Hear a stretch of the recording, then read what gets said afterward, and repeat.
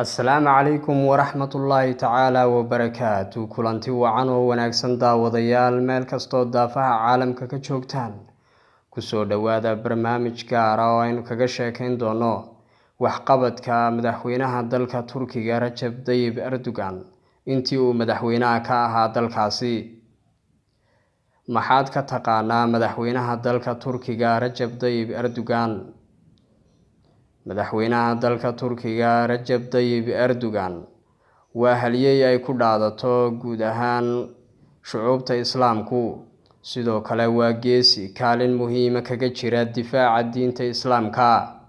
madaxweynaha dalka Turkiga Recep Tayyip Erdogan waa shakhsi kor u qaaday intii uu madaxweynaha ahaa haykalka dowladnimo ee dalkiisa, isla markaasina waxa uu ku tallaabsaday horumar dhaqaale oo markaasi uu gaarsiiyay dalkiisa.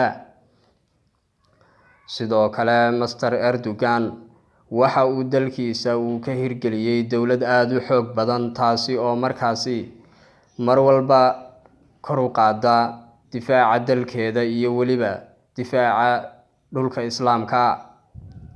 madaxweynaha dalka Turkigu waxa uu markaasi uu dalkiisa gaarsiiyay horumar dhaqaale isagoo gaadhay isku filnaanshiyo dhinaca dhaqaalaha ah.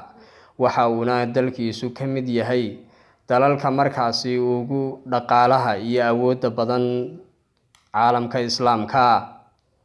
madaxweynaha dalka Turkiga Recep Tayyip Erdogan waxa uu si geesinimo leh isku barbartaagay muslimiinta ku dhaqan dalka Myanmar ee markaasi la xasuuqay xilligii 2017 isagoo oo markaasi wacad ku maray in uu tallaabo military ka qaadi doono dowladda Myanmar haddii aanay joojin xasuuqa ay ku hayso muslimiinta Rohingya ee ku nool dalkaasi Myanmar.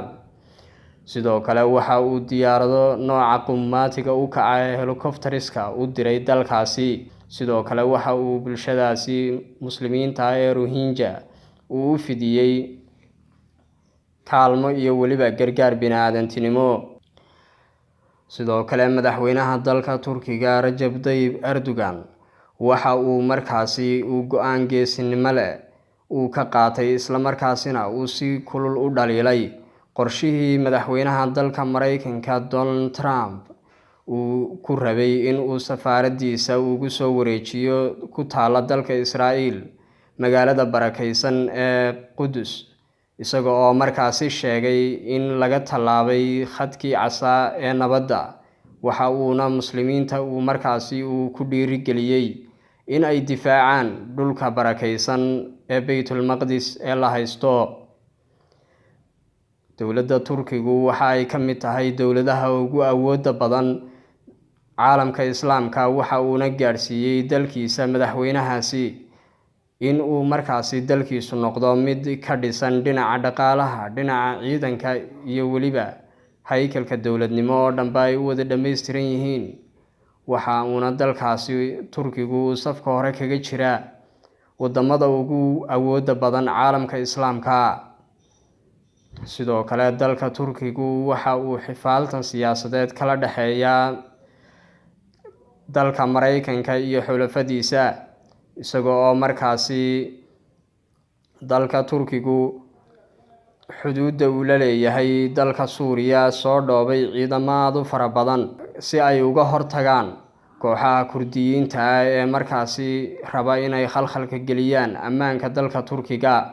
kooxdaasi oo uu ku eedeeyay in ay la safan yihiin ururka la madnoocay ee PKK, kaasi oo uu Turkigu u aqoonsan yahay urur argagixiso.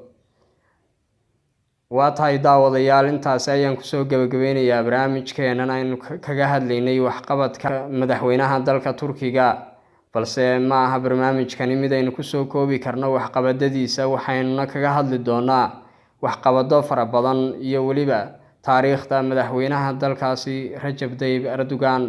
intayn barnaamijkan mid lamida ku kulmi doono waxaan kaga tegayaa sidaas iyo nabadgelyo.